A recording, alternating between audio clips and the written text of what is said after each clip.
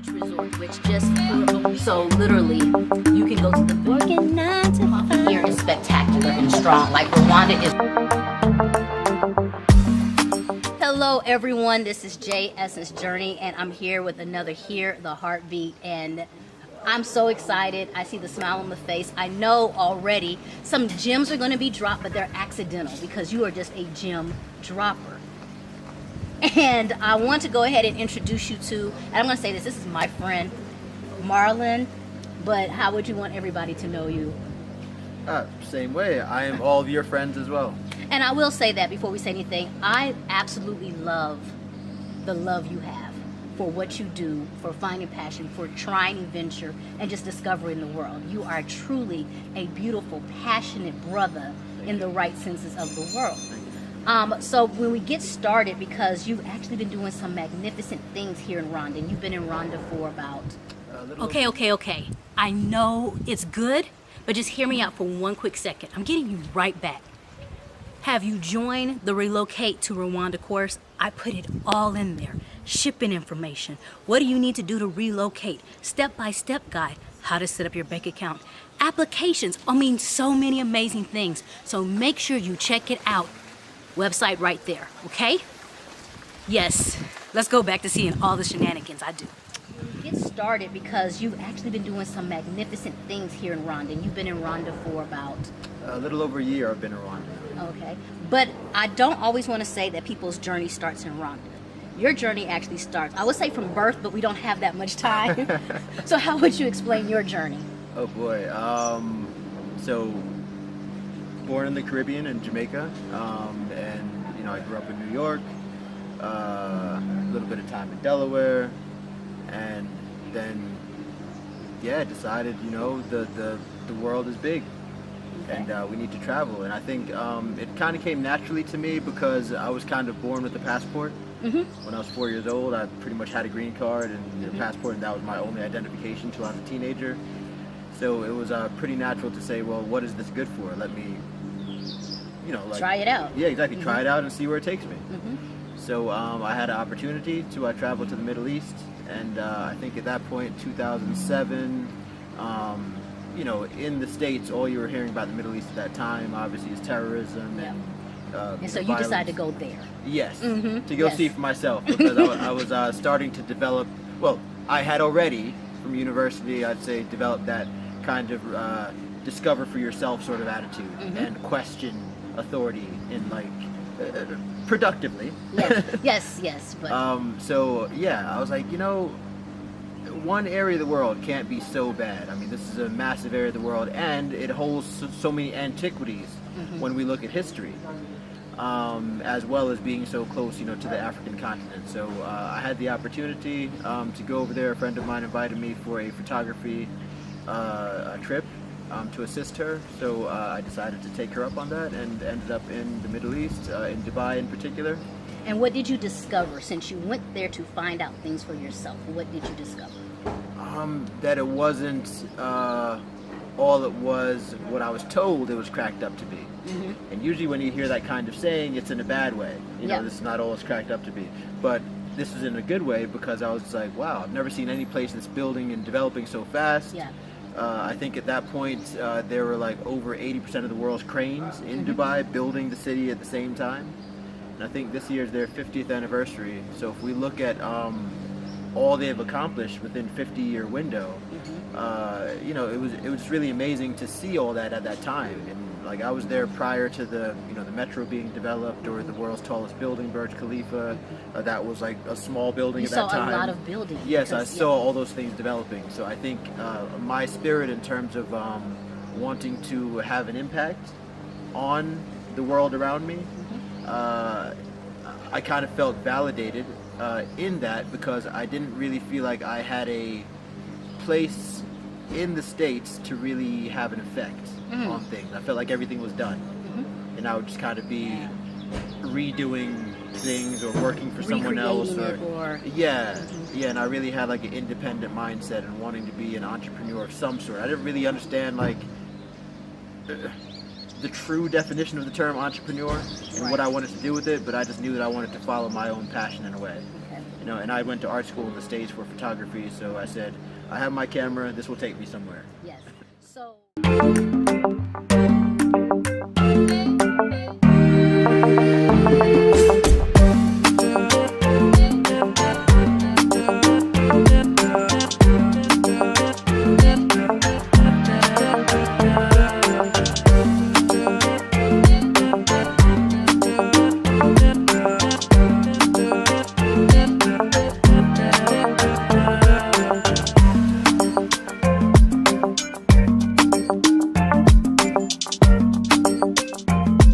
School in the States for photography, so I said, I have my camera, this will take me somewhere. Yes. So you spent 13 years in Dubai? 12 12 years, to 13 years, 12 and then, but you're here now. Yes, So now I'm how in did, Rwanda. how did this little jump across the sea happen? Because you are a resident of Rwanda. Yes. Yes, Yes. I'm home. Yes, Rwanda is home. Absolutely. So how did we get to Rwanda? I would say a lot of my friend groups in Dubai were continental Africans. So from Kenyans, Ugandans, Yes. Nigerians, Ethiopians, etc. South Africa can't leave you out. You have more shout outs. Shout out to Right.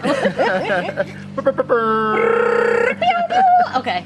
Well, so yeah, like, all these friends kept on telling me about, like, their home, and like, you should come check out Africa, come check out Kenya, come check out South Africa, I'll take care of you, this, that, the other. So I think after a while of hearing all this, you're kind of just like, well, what am I afraid of? Right. And I think the life in Dubai kind of lulls you to sleep a bit. Yes, it does. You get used to that, and I would say it was just like a long bridge to cross. But we got there, and I think that I think my time in Dubai really developed me further to be ready for Africa. Okay. And I started coming to the continent about 3 years ago. Well, I'd been to Egypt like a long time back. But I also want to say, how you said it developed you to be ready. Yeah. Can you dive into that moment right there? Sure. What I mean by that is that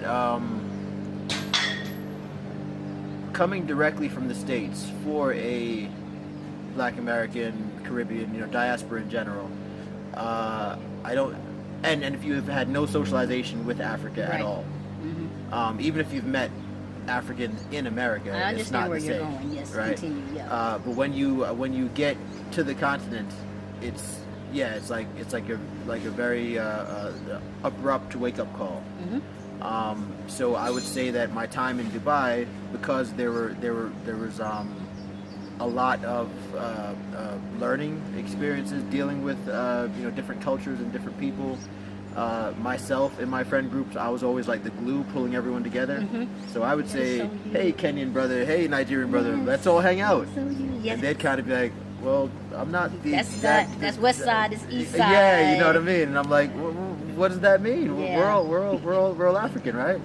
So after going through that for a while, and getting acclimated to that, and understanding francophone, anglophone, and even like the different religions, that's just like all the separation points of what continental Africans go through, and then relating that to my journey of maybe even like colorism, maybe even Caribbean versus Black American. Yep. Like there was a lot of separation points that we also did to ourselves in America, and even like East Coast, West Coast, Yes.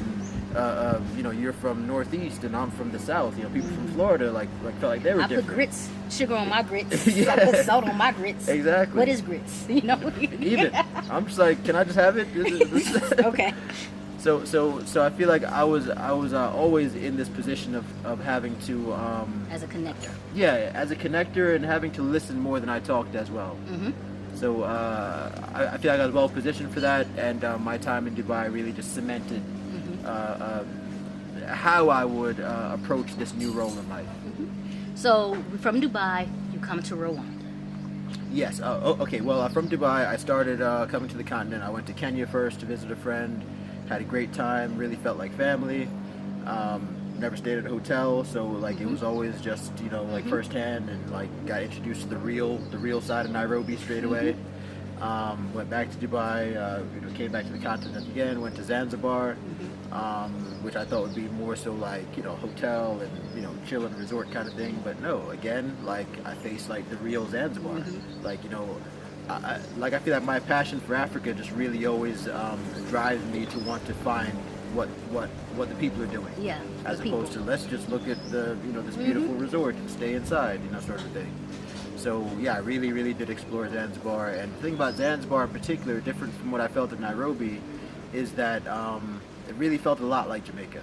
It is an island. It felt very tropical. Like there were palm trees and what have you, and even like the people looked very familiar, and that even the smell, like there's like something very unique about the smell of the Caribbean, and I'm sure my people know what I'm talking about, and I got that same kind of smell when I was in Zanzibar. I don't know if it's burning something, I don't know, the charcoal or what have you, but yeah.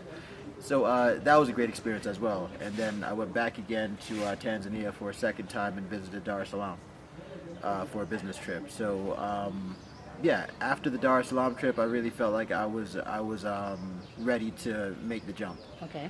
And the thing that really pushed me over the cliff, I'd say, is the pandemic. So obviously, like we're still in it, and quite often people just talk about like what they can't do. Correct. I have to wear this mask. I can't do this. I can't go here. I have to get vaccinated, etc., etc. But I look at it in that it actually forced my hand to say that if at any time I'm going to try something different, then now is the time. And at the point in Dubai, I would say my business wasn't, going spectacularly because of the pandemic. A lot of people didn't know what was going on. This is 2020, the height of it. And so I was like, well, no time as good as now to jump and try something different. So now I'm on to. Yes. You jumped. Sure. So I'm going to do a bigger jump because a lot of people would say, okay, so how is it in Rwanda now? Yeah. I want to jump to a different question because we talked about your beautiful knack of connecting people. And then we talked a little bit about you're trying to find this entrepreneur independent mindset, and you've created AFRIKANEKT.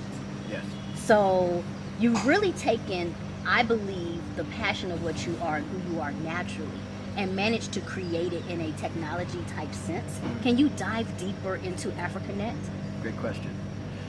So AFRIKANEKT is a mobile application that we conceptualized a few years back.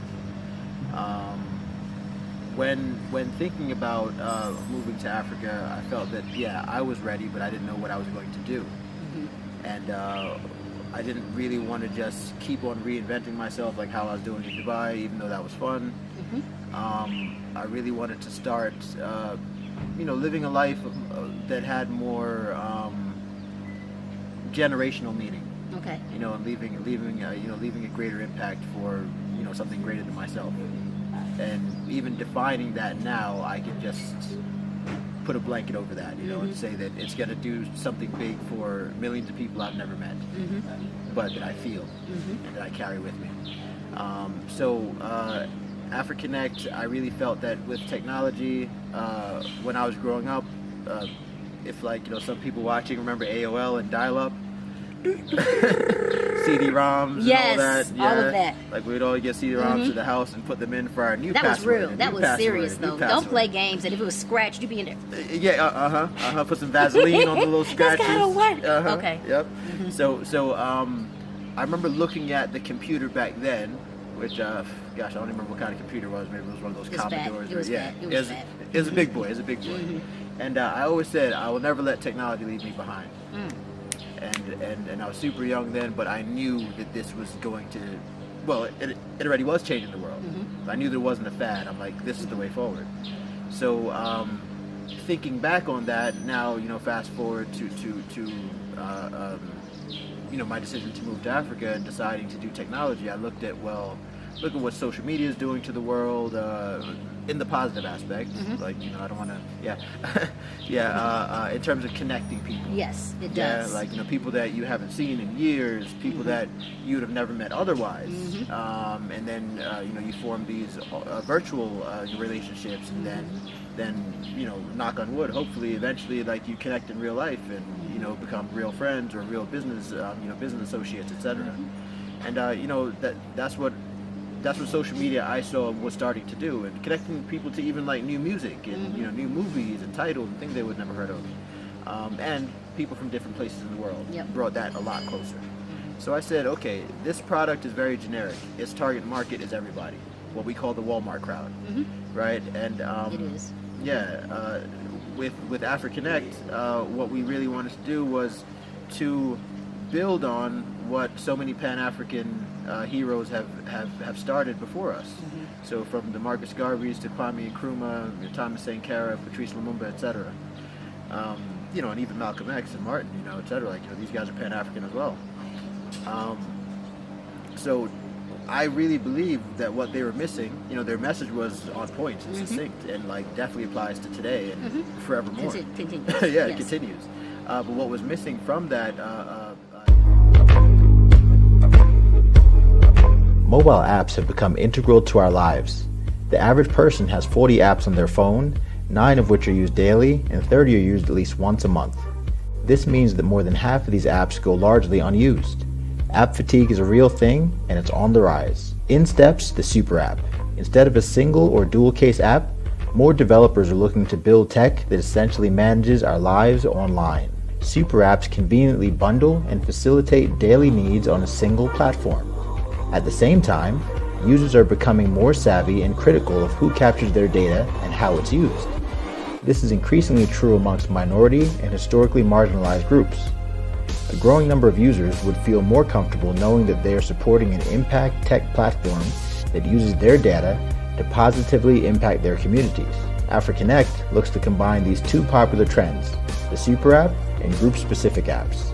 As a Pan-African, impact-driven platform, AFRIKANEKT focuses on Africans and the global diaspora of African descent, a potential target market of over 1.5 billion users. AFRIKANEKT seamlessly integrates a suite of useful apps into one elegant technological ecosystem. Uniquely, the apps in this ecosystem make it possible for users to facilitate and enhance their lives both online and offline. Our mini-apps improve our users' efficiency, productivity, and profitability. We welcome you to step into the amazing universe of AFRIKANEKT. Is the tool and the weapon, if you will, of our technology. So now that we have technology to wield it, particularly for our goals, to be a united people, respective of where we're from and the various ways we grew up and culturally, etc., but also to see that we're more alike than we are different, and then be able to share those different experiences with each other to grow collectively and respect our differences, but as well unite around our similarities. And that's what I feel like technology can do for Africa, and what our goal is with AFRIKANEKT. It's a super application, and a super application means that it's a multi-functional, multi-use platform. So when you think about a lot of social medias, e-commerces, fintechs, that's all they do. If it's e-commerce, they just I'm gonna do this for the old school. Sure. So if you go onto Walmart, all you do is shop on Walmart. If you go to what is it? I don't say TikTok. All you do is dance or do TikTok. It doesn't Videos, work yeah. in a multi-facet. It's not. Well, I was gonna say it's not the super Walmart. When you go get your groceries and all the other stuff. It's just regular Shop for old clothes and groceries brown. and It's this. brown Walmart. It's not the super 24-hour center. Okay, so you have the super 24-hour center. Correct. Okay, keep. And we are developing, because it's still under development. It's a very large baby to birth. It is though. Yeah. But you've been birthing. Yes. I've been in Lamar's class. Yes. Okay, and no, yes, yes. Yeah. Okay. I remember that from that Cosby episode. Yes. The Cosby Show episode. Y'all think we crazy? It's all right. I stay crazy. Right. So we're developing a closed technological ecosystem, whereas you don't have to leave the application to do anything else, right? There are literally millions of apps in the world today, yeah, And because there's millions of apps for various things individually, people are suffering from what's considered app fatigue. Yes. You know, this is a real thing.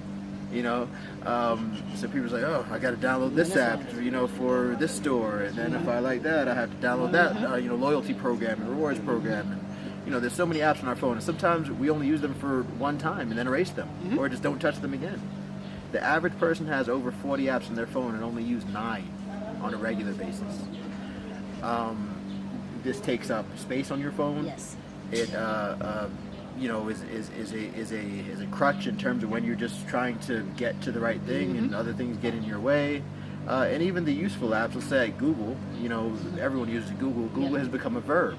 You know, more than just a company. It's like, oh, you don't know something, Google it. You know, it's become a verb. So within that, I definitely saw that household name kind of possibility with AFRIKANEKT. Because to us, that's success, becoming a verb. Where people say, oh, let's connect, right? Connect with me. You know, it becomes that. And we purposely spelled AFRIKANEKT with K's instead of C's. Okay.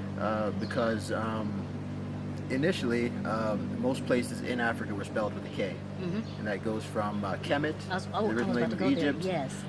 You know, the Bakongo Empire, which was, you know, Congo before Congo, spelled with a K. And so many other places that use K's prior to, you know, European interventions. Okay, so what does AFRIKANEKT do? Just on a general basis, as I said, we're still in development and attracting investment. So AFRIKANEKT combines from communication, tourism, education, healthcare, entertainment, you know, streaming entertainment, all of these platforms and sectors into one. And they're integrated, meaning that our communication platform, for instance, is integrated to all the other platforms. Okay. So you can think about that like the hub of a bicycle wheel, and all the spokes are the other mini apps. Got it. So these mini apps, if I'm in one mini app, let's say for education, and I want to connect with my teacher or my other classmates, I can just hit connect, and it uses a communication tool within. I don't have to leave to say, what's your WhatsApp or what's your phone number? Let me leave the application and go to this platform. And yes. Everything is within, and then with a convenient, quick, you know, hit of the home button, I'm back at what we call the dashboard, which lists all of the mini apps. And you can think about that kind of in the way of Microsoft Office, whereas you have like Excel, PowerPoint, So many different Word, things, but there's all under. or even Adobe, you know, Photoshop and Illustrator and all these kind of things. Okay. Microsoft. Okay, that's better. Yeah. It depends. If you're creative, you might know Adobe or Microsoft for everybody. So, yeah, in a sense like that, but different from other applications, we are wholly utilitarian, meaning that we're looking to enhance and facilitate the things in people's lives they need to do every day. Got it. Whether that's go shopping at the store, whether that's finding a doctor or a dentist, you know, finding out what government institution, you know, you have to register your business with, how to pay your taxes in like whatever country. And because our target market is uniquely underserved, and that is continental Africans plus the global diaspora of African descent. Now, continental Africans, we're talking about at least 1.3 billion people, Yes, we are. right? And then the global diaspora, over 300 million people. So this is a potential target market of over 1.6 billion people. And for the most part, no other platform has ever tried to connect us together before. This is a wholly Pan-African vision and theme, which is why I mentioned, you know, those heroes prior. That was their goal, to say one Africa and one, you know, one collective of people, you know, stronger together, group economics, you know, etc. And when we think about, you know, a term like group economics, you know, we go back to like Black Wall Street, for instance, and see how that served us so well. And, you know, various other places, you know, in the States that were like that. When we were looking out for self and doing for self, we were actually more progressive and productive and peaceful and loving of each other, because we knew that we had to depend on each other. So yeah, not to try to reinvent the wheel completely, because, you know, we time moves on, right? Yeah. So we're trying to stay ahead, stay in lockstep, but also visually looking ahead to be prepared for what comes next through technology. Well, I was going to say, and break in for a little bit. I think what you're doing is the missing link in progression.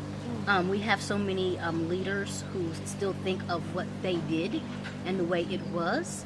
And a lot of our people don't necessarily bring up or mentor the next generation.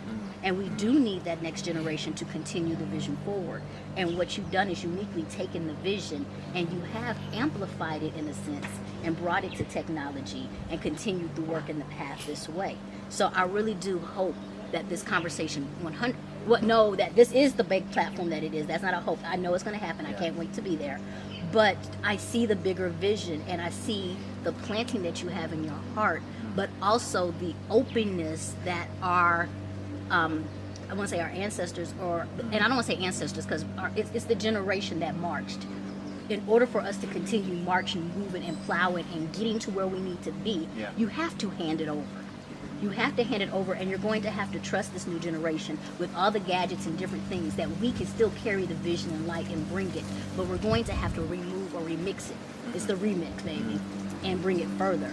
I wanted to say before we kind of end out that this quest that you have brought you to a position where you were the lead speaker or the keynote speaker for a very important conference. Yeah, recently I was honored to be one of the speakers at this conference locally here in Rwanda, which, by the way, is really setting itself up to be the leader in so many things within the continent, including events. So, the world-class Kigali Convention Center looks like something out of a, like a spaceship or what have you. Yes. It's like things and that's in in Dubai. Africa. Right. Yeah. So that was my first time actually going in there. I'd been here for a year already. That was my first time actually going in there, and also the Radisson Blu, which is a lovely hotel. It was held there. The conference was called the Tarj Forum and Trade Fair. So it was in support of the African Continental Free Trade Area, or Free Trade Agreement for some, the AFCFTA, which their mission is to. Excuse me, rewind a little bit. The AFCFTA went into effect January of this year. So, it's really happening. Pushing forward on the promises that were made. Yeah. Okay. And their mission is for the free movement of goods and people. And when we think about that, for our brothers and sisters in the West, that might sound like, wait, you mean you can't move from place to place? Not exactly. What we mean by that is that it's more difficult in Africa. And by design, because we have to remember that Africa was broken up into colonies, and partitioned up from all the European powers. So quite literally, like you have West and Central Africa speaking French, Francophone countries, most of East Africa, Anglophone countries speaking English, and those various colonial powers held such an influence even to this day that even their ways and actions and such have rubbed off on the African populace as well, and that boils down to leadership as well, and that boils down to even not trusting your neighbor. To an extent. So Africa trades intracontinentally only best estimates are like 15% of the time. And if you compare that to Asia, for instance, which trades with itself over 60% of the time, and Europe with the European Union, trading with itself again over 50% of the time, we see how far behind Africa is in terms of that. And if we adopt the same kind of strategy, really put teeth into organizations like the African Union, to be able to truly look out for the future of Africa. That's what really the conference was about, and to discuss these, these kinds of issues, and not just discussing them as issues, but solutions, right? So we feel like AFRIKANEKT is a solution, to a lot of these things that we've been facing. Because when you go to a lot of these chat rooms, whether they be on Clubhouse or Twitter, etc., there's a lot of talking, but not a lot of solutions. There's not a lot of, well, here's what we do about that. And I don't think that we're ahead of our time. I think that we're right on time. but quite often, even things that are on time, people still don't see it until it's actually happening. Correct. And I would say that's what we've been going through up until now. A lot of people ask, when are we going to launch? How close are we? And these kind of things about progression. And I would say that time does not belong to us, right? We can only stay patient, stay persistent. Patient, persistent. Yeah, for sure. And those are really the two formulas to success: patience and persistence. And I love it. And this is going to seem abrupt, but we are on a time limit. Sure. So what I can say now is that if you just look below, all the contact information is going to be there. And I can tell you already, there's so much more, and there's more conversation. Yes. But it was imperative to for me to get you out here and at least show, because when I talk about hear the heartbeat, Yeah. I hear your heartbeat. Oh, thank And you. I'm so appreciative, and I'm just proud of you, brother, for bringing your knowledge, insight, and foresight here to this beautiful country and sharing it with the world. Appreciate you, and you're doing amazing things as well, Jay Essence, and I love your channel. As I get time, I always try to check out your videos, and they're always infotaining. I learned something, and I definitely get a laugh out of it as well. And just your spirit, ever since you've been here, I know we were both in the UAE together. We didn't really cross paths much, but ever since you've been here, we've linked, and you're almost like that sister, that I haven't had, that looks out for people, make sure everybody's good. Did everybody eat? Everybody, everybody, all right, you got a plate, right, get a plate straight away. You got a plate, you got a plate. So that's just really good to feel that home, away from home, at home. Yeah. I love it. I'm taking it. Definitely want to add that part. Home, away from home, at home. Yeah. And we're dipping on that one. Boom. Boom, boom. And catch you guys next time.